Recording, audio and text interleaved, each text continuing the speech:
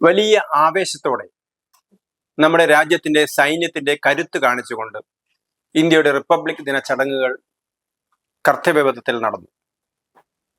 എന്നാൽ 1950 ഇന്ത്യയുടെ ആദ്യ റിപ്പബ്ലിക് ദിന ചടങ്ങുകൾ നടന്ന സമയത്ത് മുഖ്യ അതിഥിയായി എത്തിയത് അന്നത്തെ ഇന്തോനേഷ്യൻ പ്രസിഡന്റ് സുകാർണോ ആണ്. ഇന്ന് വീണ്ടും 75 വർഷങ്ങൾക്ക് ശേഷം ഇന്തോനേഷ്യയുടെ ഇപ്പോഴത്തെ പ്രസിഡന്റ് സുബിയാന്തോ നമ്മുടെ മുഖ്യ അതിഥിയായി റിപ്പബ്ലിക് ദിന ചടങ്ങിലെത്തുന്നു. ഇന്ത്യ റിപ്പബ്ലിക്കായി പ്രഖ്യാപിക്കുന്നത് 1950 ജനുവരി 26-നാണ്. ആ റിപ്പബ്ലിക്കായി പ്രഖ്യാപിക്കുന്നതോടെ ഡോക്ടർ രാജേന്ദ്ര പ്രസാദ് ഇന്ത്യയുടെ രാഷ്ട്രപതിയായി ചുമതല ഏറ്റെടുക്കുന്നു.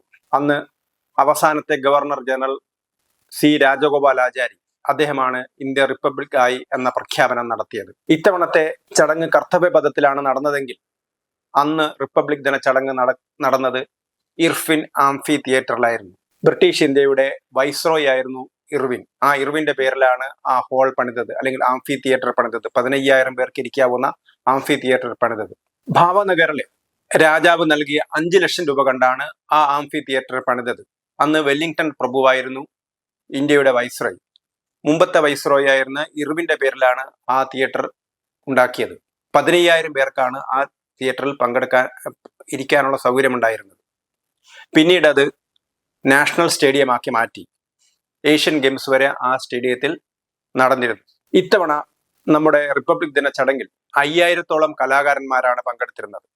അവരുടെ കലാപരിപാടികളും ഉണ്ടായിരുന്നു. സൈന്യത്തിന്റെ റൂട്ട് മാർച്ചിനോടൊപ്പം, അല്ലെങ്കിൽ സൈന്യത്തിന്റെ പരിപാടികളോടൊപ്പം കലാകാരന്മാരുടെ പരിപാടികളും 5000-ഓളം കലാകാരന്മാർ അണിനിരുന്ന പരിപാടികളാണ് നടന്നത്. 36 ടാബ്ലോകൾ അതിൽ പങ്കെടുത്തു.